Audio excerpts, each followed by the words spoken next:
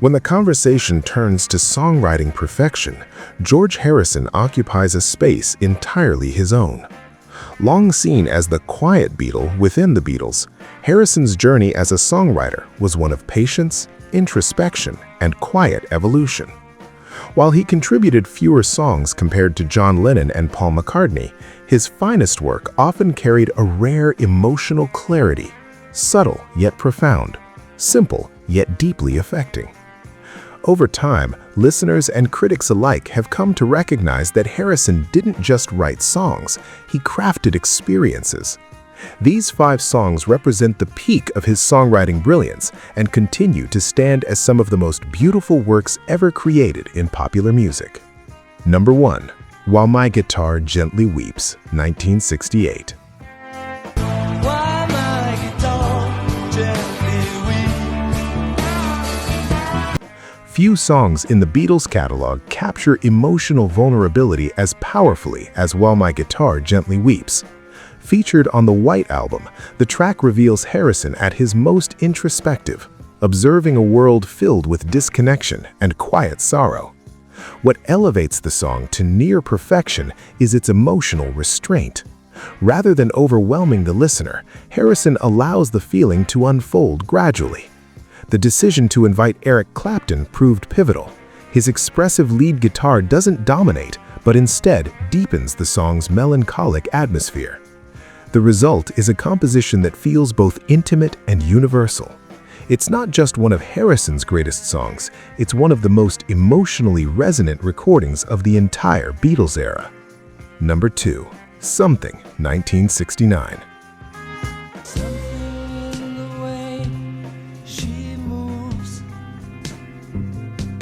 Something, released on Abbey Road, marked the moment Harrison fully stepped into the spotlight as a songwriter equal to Lennon and McCartney. It is, quite simply, one of the most elegant love songs ever written. Its brilliance lies in its understatement. The melody flows effortlessly, and the lyrics avoid grand declarations in favor of quiet sincerity. Harrison captures love not as spectacle, but as something deeply felt and instinctively understood. Even the guitar solo mirrors this philosophy, graceful, melodic, and perfectly integrated. The song's legacy was further cemented when Frank Sinatra famously praised it as one of the greatest love songs ever written. Decades later, Something still stands as Harrison's most refined and complete composition. Number 3. Here Comes the Sun, 1969.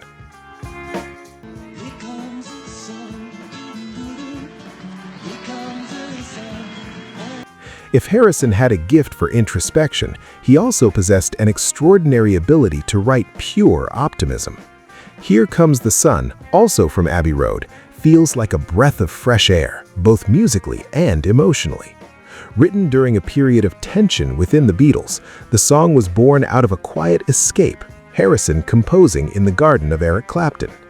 That sense of relief is embedded in every note. The iconic acoustic guitar intro remains instantly recognizable, while the song's subtle rhythmic shifts reveal a hidden sophistication beneath its joyful surface. Yet what truly defines its perfection is its universality.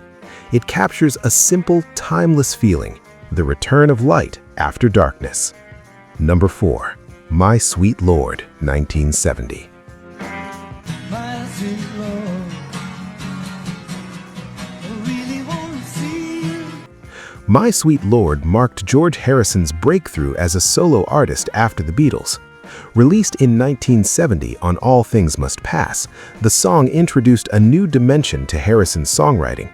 It blended pop music with spiritual themes, reflecting Harrison's growing interest in Eastern philosophy and meditation. The song builds gradually, starting with a gentle melody before expanding into a powerful chorus. The repetition of the spiritual chants gives the song a meditative quality while maintaining strong mainstream appeal. This balance between spirituality and accessibility helped My Sweet Lord become a global hit. The production also contributed to the song's perfection. The layered guitars, harmonies, and arrangement create a rich and uplifting atmosphere.